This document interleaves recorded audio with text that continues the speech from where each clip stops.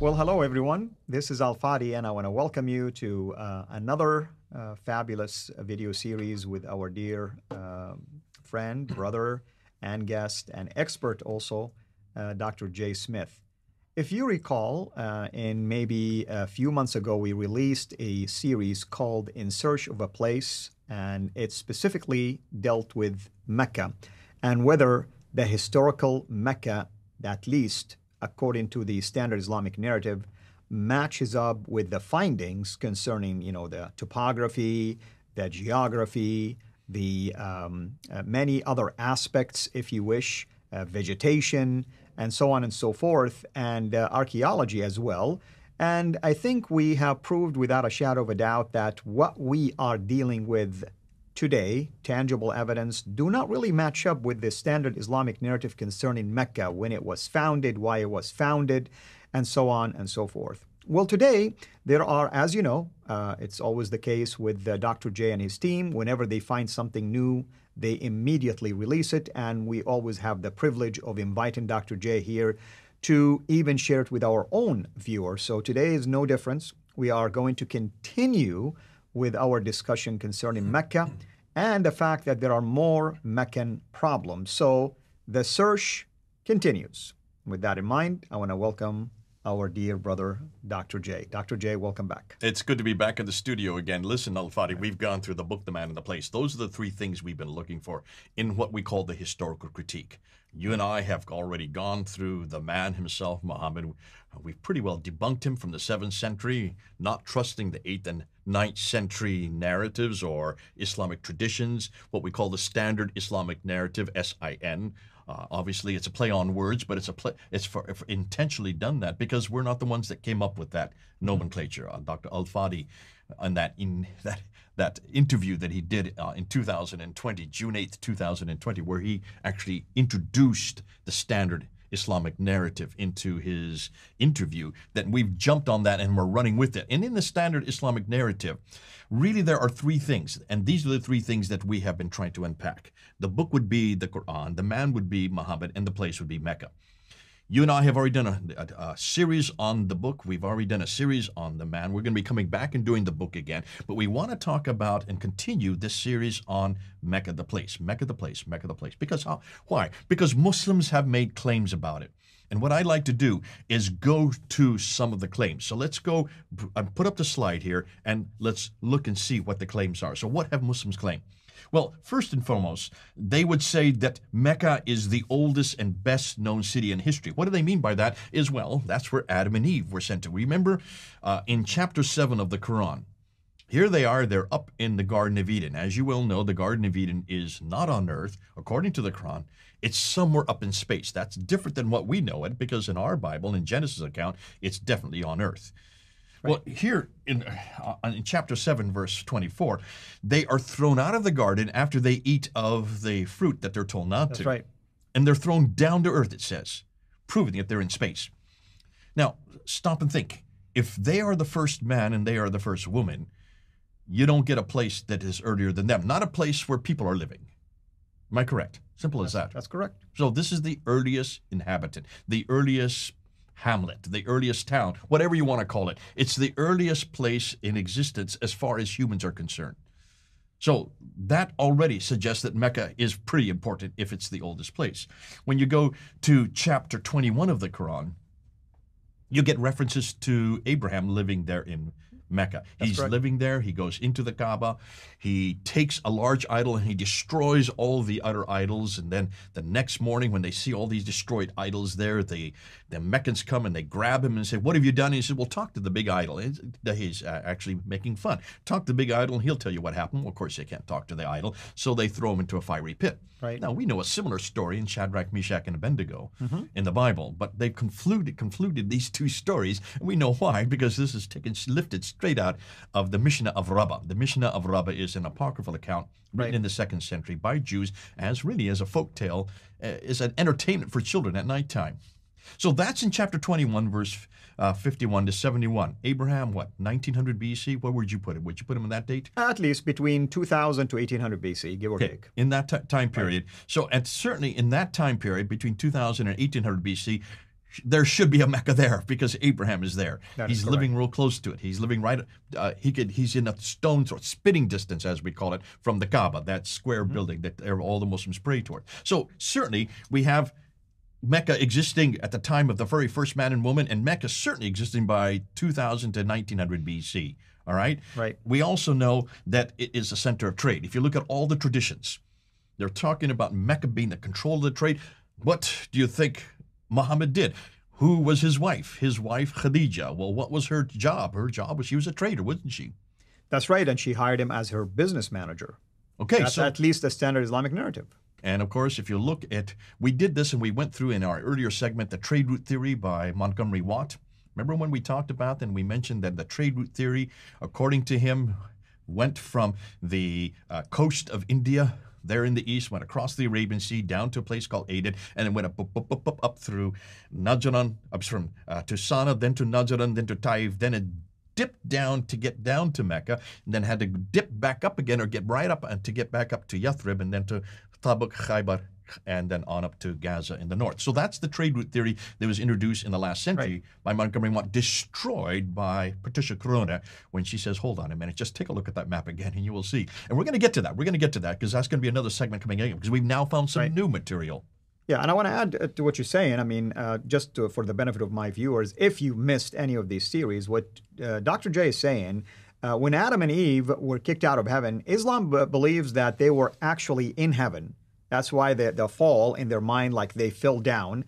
And there is this, I want to call it a tradition or traditional story or a mythical story, if you wish, that they were separated. And Adam and Eve kept walking, and they reunited at a mountain near Mecca known as Mount Arafat, where they basically connected. And it's one of those rituals, by the way, during the pilgrimage. So that's why Mecca is at least important from that aspect.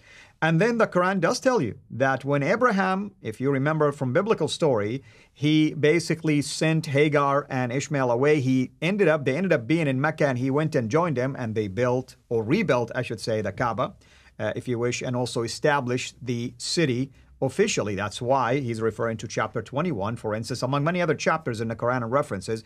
And then there is Surah Quraysh, the chapter of Quraysh that talks in the Quran about the fact that Mecca is prominent when it comes to the trade during the fall, the winter, I should say, and during the summertime as well. Mm-hmm. Okay, so with all this in mind, then obviously it should be one of the best known and oldest documented places on earth. There's no reason in the world why we don't have a reference for it. There has to be a reference to it. Mm-hmm. Stands to reason it's so old, it's so ancient, it's where humankind really began. It's where Abraham, pretty important figure for both traditions, whether it's Christian, Jew, or Islamic traditions. Abraham stands sacrosanct right there because he's such a huge, well, it's the Abrahamic traditions. We name our traditions after him even. So if that is the case, why can't we find any reference to it? We're going to get into that. That's going to be a problem. But let's go on to something else. We talked about this earlier, and that is the inferences to the fact that it's the center of history. Remember, we did this. This is review for most of you. What we do know is this. First of all, now, I just want to put a little caveat here. When I'm talking about Mecca in every one of these references, the word Mecca does not exist except once, and that's in chapter 48, verse 24. The word itself does not exist. That in and of itself shows you there's a problem here. That's right. If it's such an important city, it's the center of history, you might say. It's the beginning of history. It's where humankind's first were inaugurated into history. Then why is it there's only one place that we can find it, and it's in chapter 48, verse 24? Using the name Mecca. The word itself. And the second time, it was Becca, which you're referring to right now. So you can see that it's considered to be the first sanctuary appointed for mankind, as in chapter 3, verse 96. That's Bakka. Now, let me ask you, you're Arabic speaking. This is your language. Bakka and Mecca, are they the same radical Of course not. letters? And they're not the same radical numbers? Not. No. So it's really two different words, isn't it? Right. And of course, if you want to really start poking holes in this, there is a Bakka Valley way northern of Israel. That's true. In fact, as yeah. we're going to find out later, it is that valley is the last stage on the pilgrimage to Jerusalem. That's right. You stop and stay there overnight before you go into Jerusalem. Right. Paul Ellis is the one that brought that up in a number of months ago when he actually introduced that. And I said, well, that's what Mecca's all about. And it has nothing to do with Mecca. It has everything to do with Jerusalem, the Jerusalem thesis. Now, we also know that according to chapter 6, verse 92, and chapter 42, verse 7, that it's the mother of all settlements. Not the word itself, but the place where the prophet lives, the place of the prophet. It's also known, as we said already, in chapter 7, verse 24, and also chapter 21, verse 51 and 71, that it's where Adam and Eve were, where Abraham came from. According to traditions, it's where Muhammad was born. Amina, his mother. His father, Abdullah, had already died by the time he was born, and so he was born there, was brought up there, spent, well, from 570 all the way up until 622. So he was in his 50s, 52 years old before he finally left Mecca. So that's pretty important because that means he spent a good bit of it, almost all of his life down there in Mecca. Although I want to point, the Quran never mentioned anything about his birth narrative or where he lived. At least. No, these are all the traditions. Exactly. The standard Islamic narrative. That's we always right. have to remind ourselves, this is the standard Islamic narrative that Right. we're referring to. And one of the things we have been doing is punching holes in those standard. We're kind of finding hole after hole after hole after hole after hole. And taking deep dives. Deep dives, according to Yasser Qadi. Yeah. The standard Islamic narrative has holes in it. Take a deep dive and you're not going to be able to cover those holes as we're finding. It's where the Qibla was always pointed to, according to chapter 2. Verse 149 to 150 is where the Qibla was redirected. According to tradition, that means redirected from the farthest mosque, which they believe would be Jerusalem, down to the Masjid al-Haram, which is the forbidden mosque, which Right. they can, as you well know, is what you grew up with, knowing it was always there, not too far from where you lived, where you grew up, right? Oh, not at all. I mean, less than an hour, basically. Less than an hour. You used to drive up there, and just for a lark, you used All to go the and time. do your prayers All the there. time, yes. So pretty important, according to their traditions. It had to exist according to traditions. If you look at all these reference after reference after reference after reference, again, let me just make sure you know there's no reference to the name Mecca except once. All right. Now, not only was it important historically according to the tradition, it's where vegetation was, lots of vegetation. And you can see there, as they're zipping up on it, according to the Quran and the traditions, Mecca is referred to as the place of the prophet. Now, what about this place of the prophet? Well, we do know that it's in a valley and it has a parallel valley. We see that from Ibn Hisham and Al-Bukhari, Sahih Bukhari as we know it.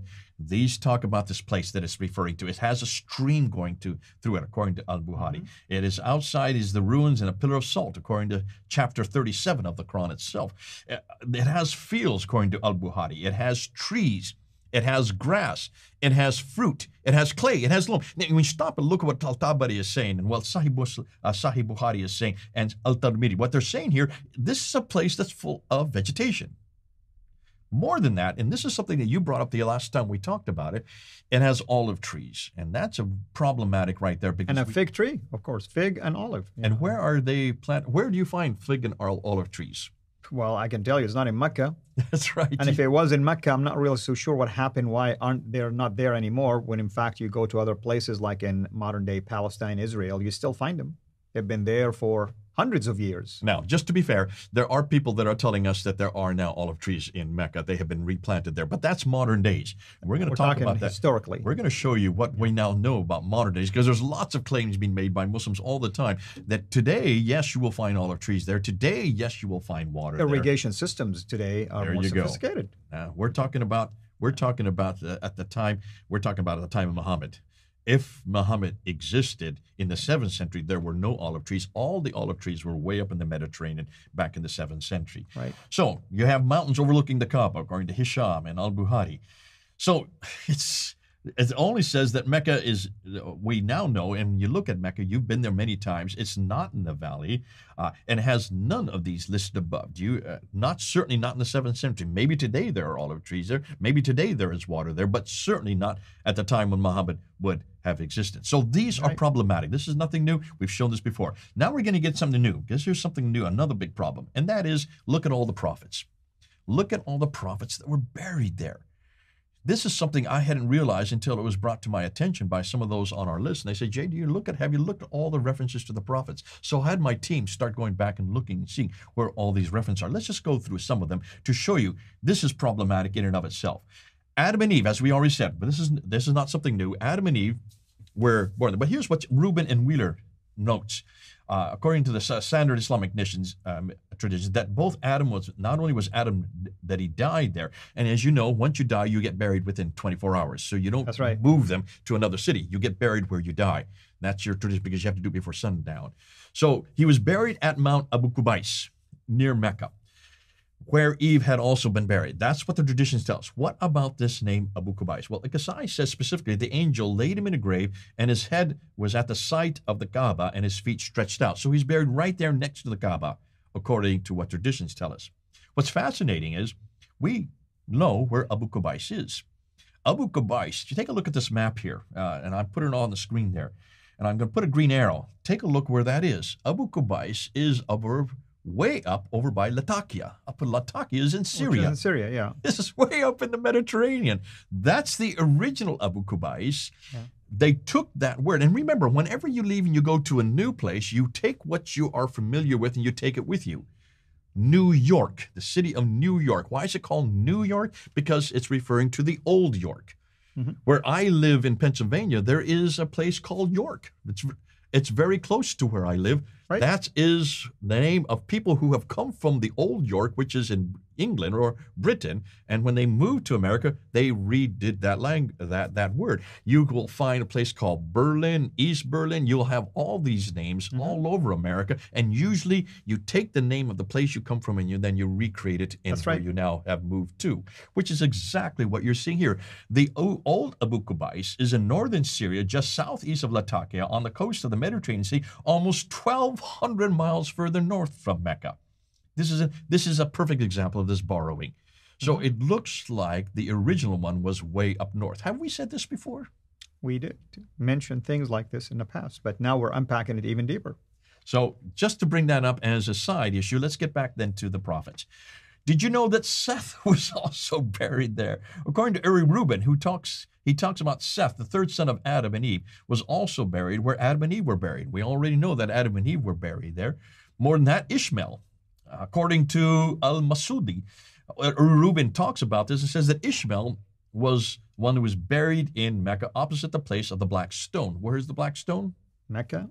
You guessed it. In the Kaaba? It's right there on the eastern corner of the Kaaba. The sacredness attached in the Muslim tradition to the Hijr is focused on the idea that this area was the burial place of the noble dead, especially Ishmael, who is connected in Muslim legend with the history of the Kaaba. The tomb of this patriarch is found there. And he mentions this in his grave. But he goes on, according to Mohammad ibn Abd al-Qasai, I'll let you say this because Whelan M. Thaxton refers to him, and he says that Noah and Adam were both buried in Mecca. So you can see the traditions are very clear that Adam's kiln was to the right of the Kaaba. God told the angels to carry it to Noah's house, which was then where the mosque of the Kufa now stands. So this is according to Al-Qasai. I mean, every Muslim knows, or at least heard the name Al-Qasai. Just like you say Al-Bukhari, Muslim, Al-Qasai is one of those big names. So this is the standard Islamic narrative again. Right, yes. And we're going on everything I'm going to be introducing right now is from the standard Islamic narrative, just so you know that, and so everybody else who is watching knows that. Standard Islamic narrative are the Islamic tradition, and that refers to the CIRA of Ibn Hisham and Al-Waqidi. That refers also to the Hadith of Sahih Bukhari, Ibn Dawud, Tirmidhi, and the others. That also refers to the Tafsir and the Tariq of Al-Tabari, Zamakhshari, Suyuti, Baidawi. All of these are what we know as the standard Islamic narrative. These are the traditions, the Islamic traditions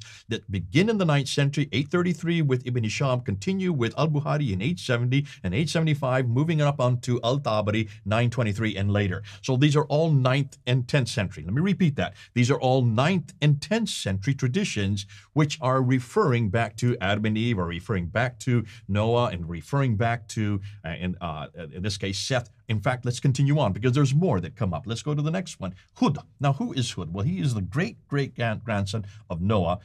He's found in Surah 11.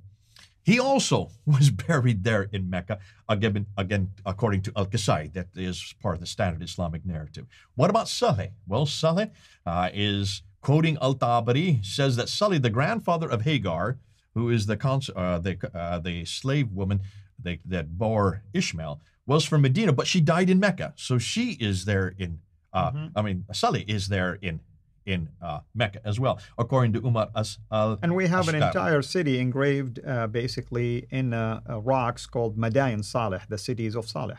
The city of Salah. So he's right there. Queen of Sheba. I didn't know this. This is a new one. Gustav Well looks and he says, according to traditions, the grave of Balkis, the Queen of Sheba, is also found there in Mecca. This is a new one to me. What is she doing way up there when she should be way down in what is today Yemen? Because that's where she is from. Yeah. Oh, nonetheless, she's also buried in Mecca. Sheba. Yeah. According to Ibn Kathir and the stories of the Prophet, Daniel not only lived there, but also died there. Daniel, The prophet Daniel. the old prophet Daniel. That we have the book of, you've got this great story of Daniel in the lion's den, and yet here he's not in Israel. He's way down there in Mecca. I think we're beginning to see basically a motif here, if you wish.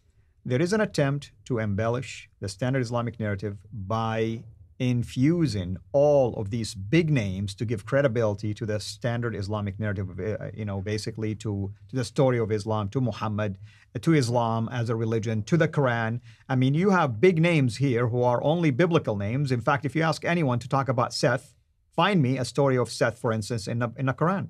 You won't find it. No, you have to go to the standard. You have to Islamic go narrative. to the Bible to find the story about Seth. But Oh, not you're gonna talking find- about that. Okay. Yeah. For historically, we're going to get to that. Exactly. But if you want to find out where he is in Islamic time, you've got to go to the standard Islamic And these narrative. are writings that were written later, after the time of Muhammad, after the rise of Islam, which is easy. You and I can write story right now and add more names if we want to. Why not? It gets even better than that. Take a look at the next slide. Yeah. 70 to 300 prophets, according to the standard Islamic narrative, between 70 to 300 different prophets. Adi Nuruman, who has written about this extensively, he mentions that there were buried 70 prophets, including Hud and Saleh and Ishmael. The graves of Nuh and Hud and Shu'aib and Saleh and Ishmael were located between the Zamzam and the Makam. Well, the Zamzam and the Makam are within, as we now know, are within 30 meters of the Kaaba. So you can see they're all scrunched up together. The number of prophets that were buried there, some say between 77 to 99. Others say that they're around the Kaaba. So we're talking about that little area around the Kaaba. There were 300 prophets that were buried there, according to Uri Rubin, when he's looking at the standard Islamic. Wheeler also notes the same thing. As-Suyuti reports that Shu'aib, along with Hud, Saleh, Ishmael, and Noah, are buried in the sanctuary. So you see prophet after prophet after prophet. But not only are they buried there, look at what we found next. Look at the next slide. They're still alive and praying there. Al-Ashqar notes, it is narrated in the Sahih, authentic hadith, that the Prophet said the prophets are alive in their grave and they're praying. So, I mean, when they were buried, they were buried in the position of prayer. Yeah. So, one of the ways in which Allah honors his prophets and messengers is that the earth does not consume their bodies. No matter how long a time passes, their bodies remain preserved from decay, according to the hadith. The Sahih text indicates that the bodies of the Prophet will not decay or disappear as happens to the bodies of others, according to Umar al-Ashqar. Now, stop and think that through. If that is the case, stop and think it. You've looked at the pictures. We've shown the pictures many times of all the buildings that are being built right now. Mm-hmm. You have that clock tower, the fourth highest building in the world, while we're speaking. At that building, and if you're going to build large clock towers that are that high, you need to dig deep foundations. And when you dig deep foundations, what are you doing? Well, you're uncovering lots of land. And this is all around the Kaaba, where these 300 prophets are buried. When you dig foundations, don't you think they should be coming across these bodies? Absolutely. In fact, I would challenge anyone right now with the technology that we have, just use any devices that can at least show you images of what's underneath these grounds, like the grave of Muhammad. Wait a minute. These are alive. Remember what we just read? Just show us what's there. These prophets are still kneeling. They're still in a kneeling position. They're still praying. They're supposed to be alive as they're praying. Where are these prophets? Where are these bodies? Where are these bones? Yeah. It's, the more that you unpack the traditions, the more you look at the standard Islamic narrative. When Yasser Qadi says the standard Islamic narrative has holes in it, here's another huge hole. I'd like to know where these prophets are, between 70 to 300. Let's look at the next slide. Let's conclude this, and let's just go through each one of the list. Adam and Eve, Seth, Ishmael, Noah, Hud, Saleh, Queen of Sheba, Daniel, 70 to 300 that are prophets, all lived or died there in Mecca. This would mean that almost all of the Bible would have to be rewritten. We'd have to write everything about the Bible, and all of the stories be redirected 600 to 1,000 miles further south. Yet there is so much evidence for the biblical narrative historically, yet almost nothing for Islam. So where do Muslims go to get their authority for all of these stories? Can you see this is a real problem here? Absolutely. Absolutely. And this is why we are doing this continuation of that series, In Search of a Place, because the more evidence are available out there, Dr. J and his team, and I'm thankful to also play a role in this and bringing it here in our channel. We want you, our viewers, to be aware of it immediately for one purpose, really. I mean, if you're a Muslim watching this, we're just asking you to examine the evidence. Don't get emotional. Emotions do not do anything. All we're saying is get tangible, get factual. Here are evidence. As a Muslim, by the way, you can go to Mecca, right? Non-Muslims cannot go to Mecca. You go to Mecca and you find these graves for us. In fact, be the first to do a YouTube channel and show us these images. In fact, be the first to take even devices to show us that there are actual living human beings who are praying in their graves. I mean, that will be a ground-shattering discovery, actually, for everyone. If you want to prove Islam is right, this is your opportunity to do it. So let's get real. There is none of this, nothing that exists anywhere in the earth. And that's what I mean by anywhere. So let us really focus on reality. You want to know about these prophets? Most of them, not all of them at least, Islam invented some names. You can go to the Bible. You read the history of these prophets. All of these prophets and descendancies and their genealogy and all of that throughout the Bible is very crystal clear. None of this nonsense in the Bible that you go to the grave of Abraham and he's still praying, that you go to the grave of Ishmael or Isaac or anybody else that is still praying. I mean, what benefit does it do to us anyway, even if they're still praying? I tell you one thing. The God that we worship is the God of Abraham, Isaac, and Jacob. He's the God of the living. They are alive in heaven, that's for sure, not in the body, but in the spirit, as every one of us who is in Christ will be in heaven, absent from the body, present with the Lord immediately. So we invite you to accept the Lord and get along with that and forget about these mythical stories that do not save anyone. All it causes is just people have bragging rights about things that are nonsensical, things that cannot be collaborated, things that cannot be proved, yet the facts and the truth are always found in the true book of God. That's the Bible. And that's what we invite you, as our viewers, especially if you're a Muslim, to consider examining these facts in light of what the Word of God is saying. Dr. J, thank you so much, as always. And next time, I think we're going to continue to unpack more problems that has to do with Mecca. And the more we share things with you, I assure you, you are going to be more and more basically alert to the fact that what the standard Islamic narrative shares has nothing whatsoever to do with reality. And that's what we hope for, is that you come back home to the Lord, to facts, to the truth. Amen? This is Al-Fadi. Over and out. God bless. Thank you for watching this video. Be sure to like and subscribe to our channel, CIRA International, and click on the bell so that you receive notifications whenever we publish a new video or go live. I would also like to appeal to you to consider becoming a Patreon patron by clicking the link right below. By doing so, you can give towards the production of these videos. There are also other options for you where you can give to our channel. I thank you from the bottom of my heart.